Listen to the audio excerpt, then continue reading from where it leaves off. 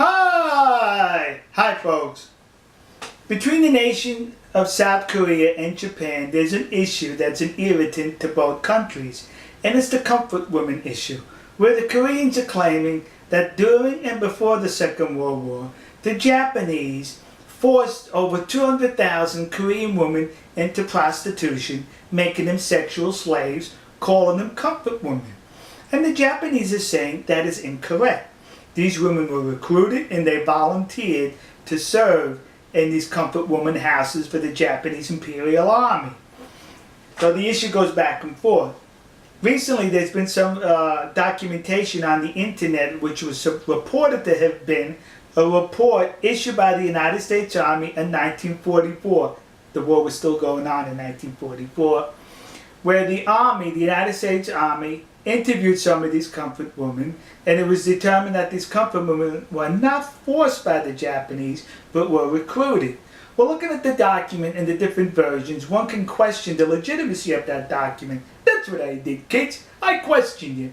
So I contacted the National Archives outside of Washington, D.C. I made a telephone call. They advised me to send correspondence. I did.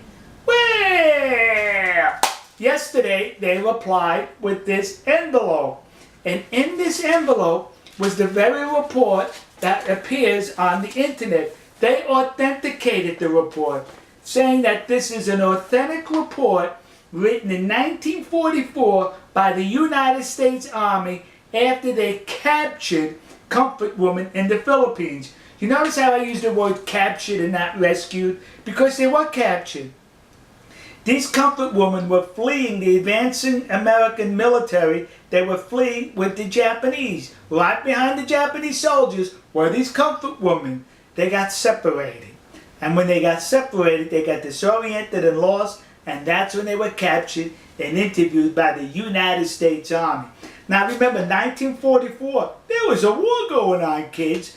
And the Japanese, as well as the Americans, used anything to their advantage for propaganda purposes.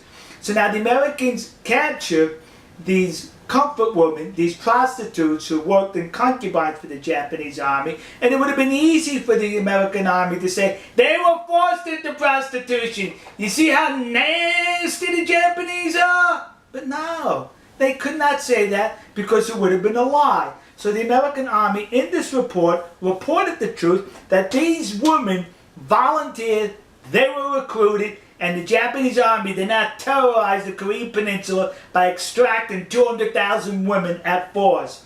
If there was 200,000 comfort women, they were recruited and they were well paid for their services. But what's interesting about this report is, it mentions in this report that these women were not pretty by Japanese or Caucasian standards. They weren't pretty. In other words, the United States Army is saying these women were ugly. That's it, kids. You know, next to the Yasukuni Shrine in Tokyo, there's a war museum. And when you go through the museum, it takes you all the way through Japan's military history, I think from pre-samurai, samurai, Edo, up into World War II. But you know what I did not notice as far as military equipment that I'm sure the Japanese Imperial Army was issued? Was these. How come they didn't issue they should have issued them 2 of these. Yeah!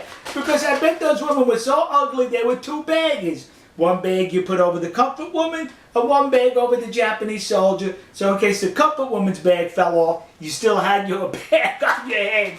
So am I making light of the situation? Yes. Because it's disgusting that people are exploiting this situation for their advantage. This report goes on to mention that the women enjoyed a whole lot of money to where they were able to buy clothes, cosmetics, and other stuff for themselves on their visits into town. Sexual slaves can do that? Sexual slaves make that kind of money? Some women were even allowed to go back home after they paid their debt off. Sexual slaves can do that? Some women were even complaining that their schedule with the Japanese soldiers was too tight, that they were not able to accommodate all the soldiers, and that saddened them that they could not have sex with all the soldiers. Sex slaves feel that way? The report also goes on to mention that these comfort women engaged in sports with the Japanese soldiers. They went on picnics, they went to entertainment, they went to parties with these Japanese soldiers. Sex slaves do that? They were recruited, according to this report, by the United States Army in 1944. So the discussions ended right here. We got proof that they were being recruited and were recruited. Now listen to me. Koreans currently are now plaguing the United States with these memorial statues or plaques dedicated to these comfort women, claiming they were forced into sexual slavery by the Japanese army. You're a liar. That did not happen. I'd rather call you a liar than the United States Army in World War II, who would have definitely used this for propaganda had it been the other way around. But they told the truth that these comfort women were recruited. So to the community of Nassau County, Long Island, New York, that community in New Jersey, and those idiots in Detroit who put up these memorials, you were suckered in by the comfort women hucksters. And to those dopes in the city council in Glendale, California, who recently approved to put up a statue to the comfort woman, the one that exists across the street from the Japanese embassy in Seoul, South Korea. When you put that statue up, would you do me a favor and be accurate? Put a paper bag over her head. Alright folks, we'll see you. God bless you. God bless America. God bless the nation you happen to be in. And to those poor Japanese soldiers who were just drafted by the military to serve and fight for their country, only to be confronted by comfort women which required 2 bags. One for you and one for the woman. To those Japanese soldiers, you should be seeking compensation from the Japanese government who recruited ugly women to serve in your concubines. We'll see you.